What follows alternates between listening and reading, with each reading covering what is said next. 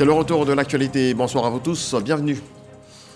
Ce mercredi, le président de la République s'est entretenu avec le président de la commission de la CEDEAO, Alassane Ouattara, et Omar Touré ont échangé sur la situation socio-politique et sécuritaire de la sous-région. Ils sont également passés en revue les sujets inscrits à l'ordre du jour du prochain sommet de la CEDEAO prévu le 10 décembre à Abuja, au Nigeria. C'est demain que s'ouvre à Dubaï, aux Émirats Arabes Unis, la 28e conférence des parties signataires à la Convention cadre des Nations Unies sur la lutte contre les changements climatiques. La Côte d'Ivoire à cette COP28 est représentée par une forte délégation conduite par le vice-président. Tiemoko Melie Kone va prendre part aux différents travaux du sommet mondial pour l'action climatique les 1er et 2 décembre. Et puis, le Forum de la mobilité est à sa 7e édition. Ce mercredi, au Parc des Expositions à Abidjan, les acteurs des transports et de la mobilité urbaine se sont retrouvés.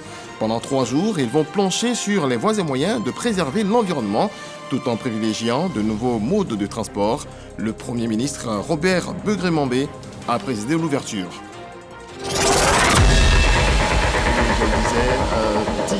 Le président de la République s'est entretenu aujourd'hui avec le président de la commission de la CEDEAO, Alassane Ouattara et Omar Touré, ont échangé sur la situation sociopolitique et sécuritaire dans la sous-région. Ils ont également passé en revue les sujets inscrits à l'ordre du jour du prochain sommet de la CEDEAO. On voit cela avec Jérôme Kofi-Aboulin. Le 10 décembre 2023, c'est la date choisie par la CEDEAO pour son prochain sommet prévu à Abuja, au Nigeria. Reçu ce mercredi par le président de la République, Alassane Ouattara, le président de la commission de la CEDEAO indique être venu apporter l'information à son hôte. Tout d'abord, je suis venu pour saluer son Excellence, Monsieur le Président. Nous sommes là pour exprimer notre gratitude à ce qu'il est en train de faire pour nous ici à Côte d'Ivoire ou bien dans la sous-région. Deuxièmement, j'ai lui donné quelques informations sur le sommet de 10 décembre, le sommet de la CEDEAO qui se tiendra à Abuja le 10 décembre. Et aussi, j'ai fait un tour de table avec son Excellence pour recevoir ses conseils sur les problèmes et les questions d'insécurité que la sous-région fait face actuellement. Pour le président de la commission de la CEDEAO, on ne peut pas se lasser de saluer toutes les actions que mène le président de la République de Côte d'Ivoire, son Excellence Alassane Ouattara, au bénéfice de l'organisation sous-régionale. En bref, en image, c'est demain que s'ouvre à Dubaï, aux Émirats Arabes Unis, la 28e conférence des parties signataires à la Convention cadre des Nations Unies sur la lutte contre les changements climatiques. La Côte d'Ivoire est représentée par une forte délégation conduite par le vice-président Tiemoko Melie Kone, représentant le président de la République Alassane Ouattara. Le vice-président prendra part aux différents travaux du sommet mondial pour l'action climatique les 1er et 2 décembre, où il portera le message de la Côte d'Ivoire à la tribune des Nations Unies. Autre volet de l'actualité, un projet de loi pour mieux organiser le secteur de la médecine en Côte d'Ivoire. Il a été porté à l'hémicycle par Pierre Demba, ministre de la Santé, de l'Hygiène publique et de la couverture maladie universelle, ce mardi. On voit cela avec Khalil Diobandi. À l'unanimité, les députés présents de la Commission des affaires sociales et culturelles de l'Assemblée nationale adoptent le projet de loi portant exercice de la médecine en Côte d'Ivoire. Le texte comporte 9 chapitres et 66 articles. Il regroupe en un dispositif unique les dispositions existantes en matière de médecine afin de mieux encadrer la profession. Le médecin est au cœur du système de santé dans notre pays. Et ce secteur est très important, donc ne disposait pas donc de tests consolidés, c'était des tests divers et épars et qui ne garantissaient pas donc la qualité des soins et l'exercice d'une médecine qui soit aux normes. Donc il a fallu que nous puissions rassembler tous ces tests pour avoir un test consolidé qui situe la responsabilité du médecin dans l'exercice de la fonction, mais également qui protège le médecin ainsi que le patient. Ce projet de loi vient également définir les fondamentaux pour exercer la médecine à titre privé ou implanter une structure sanitaire privée. Un point crucial pour le ministère de tutelle qui mène une lutte acharnée contre les officines illégales. Vous savez qu'il y a une prolifération donc, de cliniques illégales exercées par des gens qui ne respectent pas les normes. Il y a l'intervention donc, des gens qui n'ont pas la qualification qu'il faut. Et ce test vient régler tous ces problèmes. Je pense que c'est un test majeur qui va nous permettre donc, d'organiser l'exercice de la médecine dans notre pays pour atteindre la qualité requise et prendre soin donc, de la santé des Ivoiriens. En dépit des nouvelles dispositions législatives, l'Ordre des médecins conserve son rôle de garant du respect de la déontologie de la profession médicale. Nul ne peut exercer en qualité de médecin que s'il détient un diplôme d'État ivoirien de docteur en médecine ou un diplôme étranger reconnu et s'il est inscrit au tableau de l'Ordre national des médecins de Côte d'Ivoire.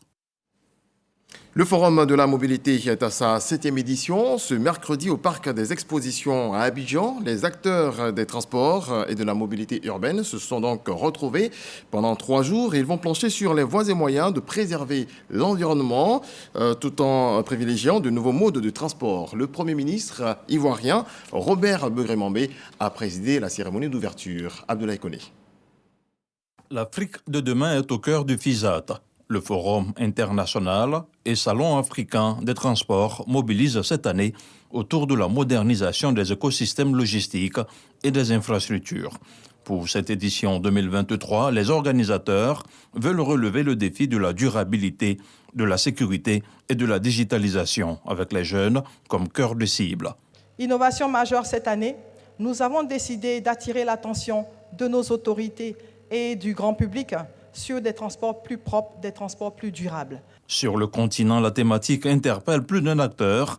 Elle est l'une des préoccupations majeures de la CEDEAO. Afin de relever ce défi, la CEDEAO a mis en œuvre le projet et des activités visant à améliorer le réseau de transport routier régional, à réduire les durées de trajet, les coûts d'exploitation des véhicules, les délais de passage aux frontières en collaboration avec les États membres et les partenaires du développement. Dans sa quête de redonner un nouveau souffle au secteur du transport, l'État de Côte d'Ivoire a mené depuis 2017 une série de réformes. Et si le pays est aujourd'hui l'un des modèles de réussite de l'espace CEDEAO, il en appelle à une synergie d'action. C'est le seul forum sur la question dans notre région. C'est également un forum qui porte sur un secteur qui est vital dans la construction d'une région intégrée telle que nous souhaitons, qui est vital également dans le développement de cette région, qui est important aussi pour la création d'emplois des jeunes. Et c'est un secteur et un forum qui viendront nous aider également à accélérer l'ensemble des réformes que nous devons mener ensemble. Au patron de la cérémonie, le Premier ministre est revenu sur la feuille de route du gouvernement. Il a insisté sur le développement de nouveaux modes de transport. La Côte d'Ivoire n'est pas en marge de ce vent de transformation du secteur des transports. Un très vaste programme est en cours depuis 2012, axé sur la modernisation et la professionnalisation du secteur. À travers les différents programmes nationaux de développement que nous appelons ici les PND, d'importants projets et réformes ont été mis en œuvre dans le secteur des transports malgré un contexte mondial difficile. Dans cette aventure de modernisation du secteur du transport, le développement des infrastructures occupe une place primordiale. Je ne doute pas que vous sortirez de cette rencontre avec des propositions concrètes, applicables immédiatement et profitables à tous nos pays. Pour Abidjan, par exemple, le transport multimodal est une chance pour Abidjan.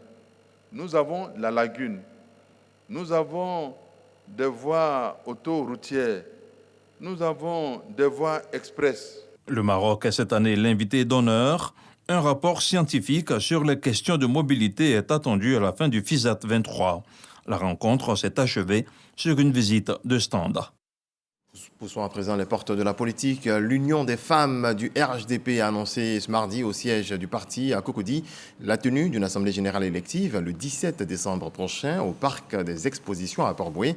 La vice-présidente du RHDP, Kandia Camara, a rencontré ces femmes.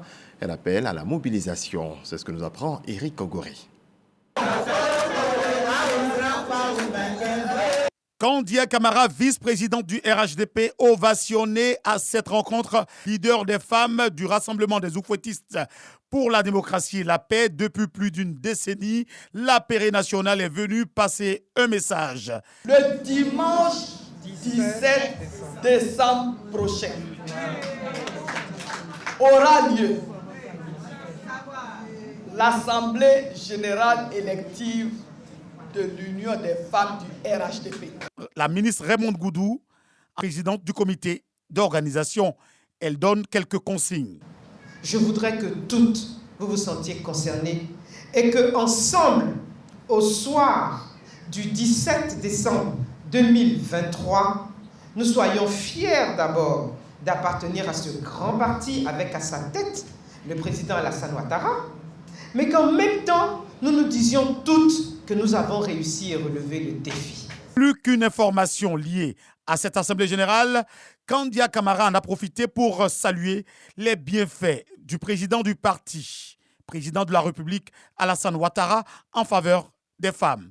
C'est avec le président Alassane Ouattara que pour la première fois en Côte d'Ivoire, on a eu une femme ministre de la Culture, une femme ministre de l'Économie et des Finances, une femme ministre de la Santé, une femme ministre de la Fonction publique, une femme ministre d'État, pour la première fois, une femme présidente du Sénat.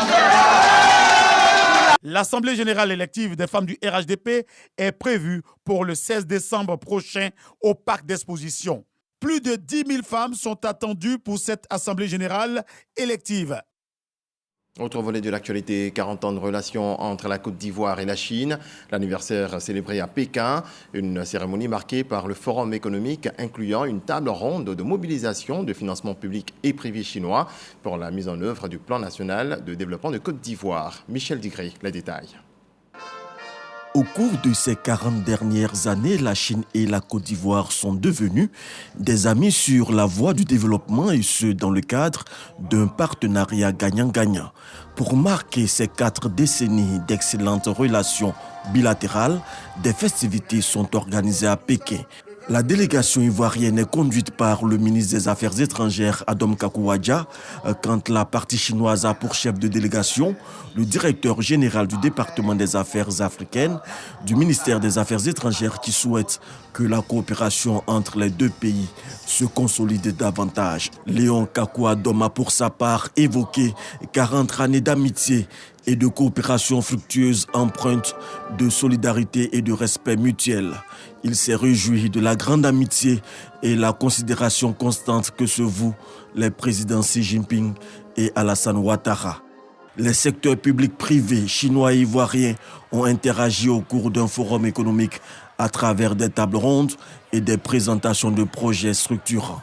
Ces rencontres ont été marquées par la mobilisation de financements publics et privés chinois pour la mise en œuvre du PND 2021-2025 de la Côte d'Ivoire. Plusieurs mémorandums d'entente et accords de coopération ont été paraphés. Les échanges commerciaux entre les deux pays sont en plein essor, passant de 1,85 milliard de dollars en 2017 à 4,46 milliards de dollars en 2022. Le Conseil national pour la nutrition, l'alimentation et pour la petite enfance est en mission au Japon. Objectif, renforcer le partenariat avec une coopérative de consommation qui finance déjà des projets de lutte contre la malnutrition en Côte d'Ivoire. Mama Traoré. Ici, c'est Saitama, ville située dans la périphérie de Tokyo, la capitale du Japon. Dans ce supermarché du centre-ville fréquenté par plus de 2700 clients au quotidien, possible de se procurer tout type de produits de première nécessité, comme cette boîte de lait vendue en rayon. Elle dit que chaque matin, elle a l'habitude de prendre des repas à base de lait. Et donc, depuis qu'elle a découvert ce lait-là, c'est ce qu'elle prend tous les jours. bonne et utile pour les enfants de cette habitante de Saitama, et loin d'imaginer que cette boîte de lait, une fois vendue, nourrit des milliers d'enfants plus loin, notamment en Côte d'Ivoire. Chaque fois que cette boîte de lait est achetée dans ce supermarché, une partie du revenu est reversée directement pour les projets qui consistent à financer le bien-être des enfants, le problème de malnutrition des enfants en Côte d'Ivoire. Comme vous pouvez le voir sur la boîte, il y a la Côte d'Ivoire et le Japon qui sont reliés par un ruban d'amour. Et ce produit est le produit le mieux vendu dans tout ce supermarché. Sans compter le reste des grandes surfaces du Japon, détenues par Coop Deli, la coopérative de consommation à l'origine de ce concept baptisé Happy Milk. Grâce aux recettes générées par ce produit laitier, Coop Deli finance via UNICEF Côte d'Ivoire des programmes de lutte contre la malnutrition dans le nord du pays, notamment les francs, foyers de renforcement des activités de nutrition communautaire. En septembre dernier, une délégation japonaise était en Côte d'Ivoire pour mesurer l'impact du projet.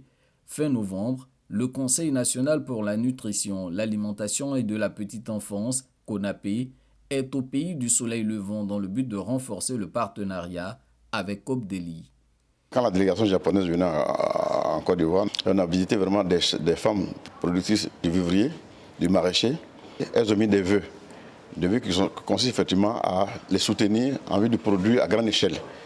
Et cette production, très souvent, donc, comme on l'a dit, il y a une partie qui va revenir effectivement en cantine scolaire, une partie aux enfants qui sont dans nos villages, dans nos communautés. C'est un plaisir pour nous. Au vu de tout ce que nous avons déjà entendu, nous serions ravis de continuer cette collaboration avec la partie ivoirienne. Nous allons présenter devant tout le conseil d'administration, constitué d'à peu près 500 personnes, les acquis de ce projet à tout le conseil. Cet optimisme est doublé d'une quête de partage d'expérience auprès de Coop Deli. Cette coopérative de consommation compte plus de 5 millions de membres et est présente dans plusieurs branches d'activité.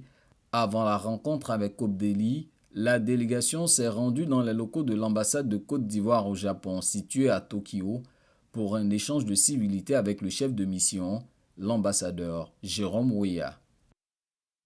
On en vient à la première édition de la Biennale de la recherche, de l'innovation et de l'industrialisation en Afrique, à Dakar au Sénégal.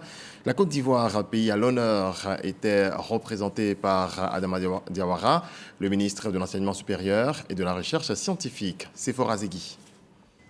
Le Sénégal veut maintenir son positionnement au niveau de la recherche et l'innovation. Le pays se donne donc les moyens à travers l'organisation de la première édition de la Biennale de la recherche, de l'innovation et de l'industrialisation en Afrique. Pour cette première édition, chercheurs, universitaires, étudiants et industriels se donnent la main pour une recherche plus innovante et plus compétitive. Au cœur de l'événement, des expositions de produits et services capables de rendre visibles et palpables les objectifs du développement durable dans les domaines de la santé et de l'agriculture. Si l'Afrique veut éliminer le palu, il faut impérativement avoir cette autonomie dans le domaine pharmaceutique en produisant nous-mêmes nos médicaments. La Côte d'Ivoire, pays à l'honneur, est présente avec l'Institut de médecine nucléaire d'Abidjan. Nous avons une grande vision qu'on appelle énergie, avec l'engagement pour l'excellence, le noyau de la médecine nucléaire en Côte d'Ivoire. Alors ici, ce n'est pas exactement la radiothérapie, mais on appelle ça de l'irathérapie. C'est du traitement avec l'iode radioactif, l'iode 138.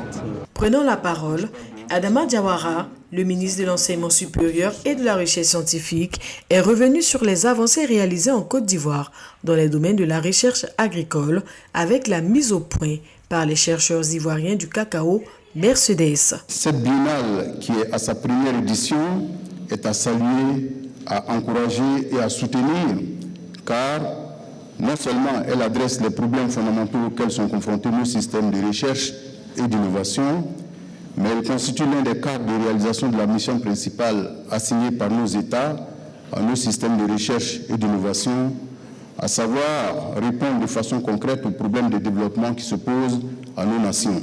La première édition de la Biennale de la recherche, de l'innovation et de l'industrialisation en Afrique est un catalyseur qui va encourager l'innovation dans la sous-région au regard de nombreux défis sanitaires et alimentaires, selon Macky Sall, le président de la République sénégalaise. La présente cérémonie est historique. car elle matérialise un changement collectif de paradigme et témoigne de l'engagement solidaire et résolu de notre continent, de ses universitaires et chercheurs pour un avenir meilleur pour tous. En effet, en s'appuyant sur la science, la technologie et l'innovation, l'Afrique vise à accroître sa production agricole, sa production industrielle également, et surtout à garantir sa souveraineté alimentaire. Il s'agira pendant 3 jours de permettre aux universitaires, aux inventeurs et aux start-up africaines de créer ensemble un écosystème capable de prendre en charge les problématiques des communautés africaines. Retour en Côte d'Ivoire, il a été mis aux arrêts, le présumé assassin de l'institutrice et son fils Agba Tongouin à Mans.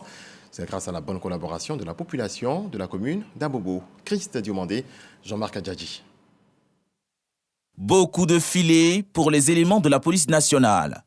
Gorebi André Mohamed, présumé suspect du double assassinat de l'institutrice et de son fils, retrouvé égorgé à Guantongouin dans le département de Mans, a été interpellé dans la commune d'Abobo. Il fut aperçu dans le quartier de Belleville. Bon, j'ai eu une altercation avec ma collègue, voilà, Zézé, Kéké, Christelle, Flavie, voilà, pour une histoire de tontine. Elle m'a traité de drogué, bon, moi ça m'a énervé, que je fume la drogue et puis je viens l'emmerder. Il dit non mais on avait réglé l'affaire des dettes. Il dit donne-moi quelques jours, je vais donner ton argent. Voilà. Et moi aussi quand il a insulté, elle m'a giflé et il lui a porté un coup qui était mortel. Voilà. Là je suis sorti, il a dit à ma femme, ah franchement, il sait que la femme là, il lui a donné la mort. Donc l'enfant de la dame était dehors. Donc l'enfant est entré, elle a accompagné l'enfant à l'intérieur. Et moi j'ai étouffé l'enfant. Je ne sais pas qui parle. Cette arrestation a eu du succès grâce à une bonne collaboration entre les forces de l'ordre et les riverains. Il se trouve désormais dans les locaux de la police criminelle avec sa compagne, présumée complice. En parlant de coopération, les régions du Tonkoui en Côte d'Ivoire et celle de Dakhla au Maroc viennent de valider un plan d'action qui va prendre en compte plusieurs projets de développement. La signature du plan d'action s'est faite en territoire marocain. Walter Amadou Ouattara. Siège du conseil régional de Dakhla au Maroc. Une vingtaine d'hommes d'affaires présentent les potentialités de la région Occitanie-Pyrénées-Méditerranée située dans le sud-ouest et le sud-est de la France. C'est la troisième région du pays par sa taille avec près de 73 000 km². Le conseil régional Occitanie a consacré une enveloppe de 55 000 milliards de francs CFA à la recherche et à l'innovation dans son budget primitif 2023. Quelques éléments de langage issus de la présentation faite de cette région qui affiche sa volonté de collaborer avec la Côte d'Ivoire et le Maroc. La région Occitanie, c'est Toulouse et Montpellier. C'est la place européenne de l'aéronautique, de l'espace, aussi de l'agriculture. C'est la région qui investit le plus en Europe en matière de recherche-développement, qui peuvent intéresser évidemment dans le transfert de technologies tous nos partenaires africains, qu'ils soient au Maghreb ou en Afrique subsaharienne. L'Occitanie possède également des compétences majeures en termes de développement économique, d'aménagement durable du territoire et des transports. Des secteurs d'activité qui intéressent l'équipe dirigeante du conseil régional de Dakhla qui veut tirer profit du partage d'expériences mutuelles. Tous tournent autour des opportunités d'investissement. Dakhla aujourd'hui se présente, comme l'a toujours dit Sa Majesté le Roi, un véritable pont. Un pont qui renforce la coopération entre le Maroc d'une part et sa profondeur africaine, mais aussi se présente comme pont entre, pourquoi pas, entre l'Europe et l'Afrique subsaharienne. Après les présentations des atouts des trois régions pour matérialiser la volonté commune de travailler ensemble, elles ont validé un plan d'action. C'est une bonne opportunité en faveur des jeunes, soutient le président de la région du Tonkoui. Le Tonkoui est aussi le leader pour ce qui est de la production du café. Nous sommes un potentiel touristique aussi.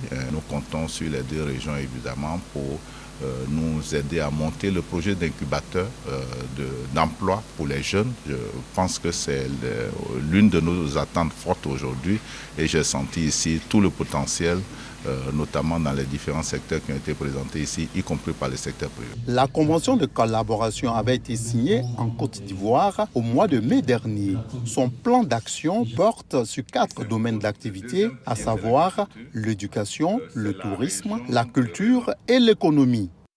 Et un mot de culture à présent, les populations du Djuablin ont célébré le week-end dernier la fête de l'Igname, cérémonie qui marque le nouvel an chez le peuple Agni Djuablin. Herman Yamia nous fait le point.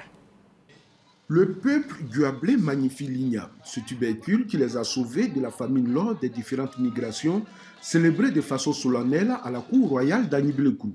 Une célébration qui marque le début du calendrier en pays Agni Djuablin.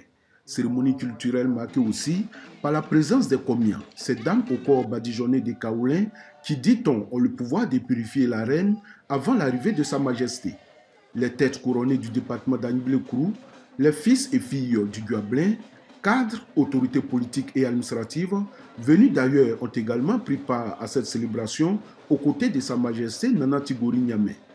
Autre temps fort de la célébration de la fête de l'Igname à Agni-Blekou, ce sont les danses exécutées par les sachants au son des tam-tams parleurs et des groupes de danse venus du Djuablin et de l'Indéni.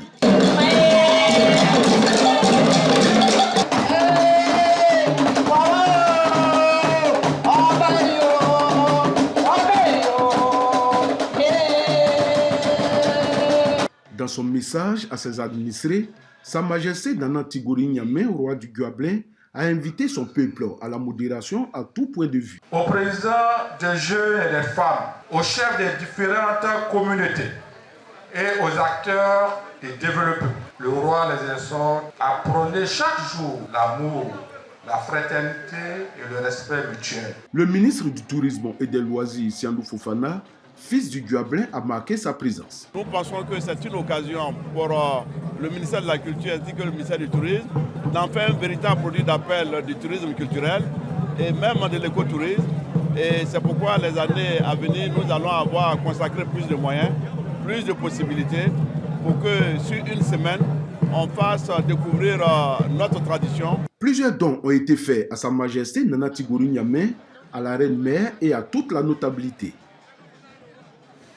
Une fluidité routière durant la CAN 2023, c'est ce que souhaite le comité d'organisation de la Coupe d'Afrique des Nations. Le COCAN a échangé avec les transporteurs à ce sujet. Le reportage de Lanciné Bakayoko. S'aligner sur les normes de qualité de service, de discipline et de sécurité en situation de conduite, mais surtout se plier aux différents plans de circulation qui seront mis en place par le COCAN. À cette rencontre d'échange entre le Haut Conseil des transporteurs et le COCAN ici à Treichville, les propriétaires d'engins et chauffeurs de minicars, les taxis-compteurs, les taxis communaux ainsi que les VTC se sont engagés au civisme afin de sauvegarder l'image de marque de la Côte d'Ivoire. Que ce soit dans les 5 villes qui vont abriter la compétition, que dans les autres villes, pour dire que les populations viendront d'ailleurs, c'est-à-dire hors de la Côte d'Ivoire, que les populations ivoiriennes se déplaceront. À ce sujet, nous voulons donc donner une image positive des transporteurs, en respectant la stratégie nationale de la sécurité routière, en respectant tout ce qui est prévu, qui peut préserver les vies humaines, qui peut éviter les accidents, qui peut éviter l'écorchement de l'image des marques de notre pays. Les opérateurs locaux du transport sont d'autant mis en responsabilité que c'est une entreprise ivoirienne qui a remporté l'appel d'offres international consistant à assurer le déplacement des équipes nationales pendant la compétition. 30 cars flambant neufs avec toutes les commodités seront ainsi mis en circulation. Les transporteurs de Côte d'Ivoire sont prêts à s'engager dans l'événement festif que la Côte d'Ivoire va organiser, c'est-à-dire la CAN. Donc ils ont compris les contraintes que cela incombait à l'État de Côte d'Ivoire et ils ont aussi compris leur place dans l'organisation. Donc c'est une adhésion totale qu'on a pu constater avec la grande ferveur que tous les transporteurs ont manifesté à l'égard de ce message que nous avons transmis. La Côte d'Ivoire attend plus de 2 millions de spectateurs pour les compétitions de la CAN, dont 70% seront convoyés par les transports routiers. Selon Ibrahim Diaby, les transporteurs ont commandé plus de 120 autocars neufs qui arrivent dans les prochaines semaines à Abidjan. Ces transporteurs, placés en première ligne, devraient se mettre à niveau. Dans le reste de l'actualité au Mali, face aux risques sécuritaires accrus dans le nord du pays, le Mali apporte une réponse judiciaire. Le procureur de la cour d'appel de Bamako a annoncé ce mardi l'ouverture d'une enquête visant des chefs locaux d'Al-Qaïda, dont Yad Akrali, et des séparatistes Touaregs, pour notamment actes de terrorisme, financement du terrorisme et détention illégale d'armes de guerre. Yad Akrali est le chef au Mali du groupe de soutien à l'islam et aux musulmans, alliance djihadiste affiliée à Al-Qaïda. Il figure avec le prédicateur Peul Amadou Bari, alias Amadou Koufa, chef de la Katiba Massina, appartenant à la même mouvance sur la liste des djihadistes cités dans le communiqué du procureur transmis à l'AFP, l'agence France Presse. Ainsi prend fin ce journal. Excellente nuit à toutes et à tous. Dieu nous garde en vie et en bonne santé. Bonsoir.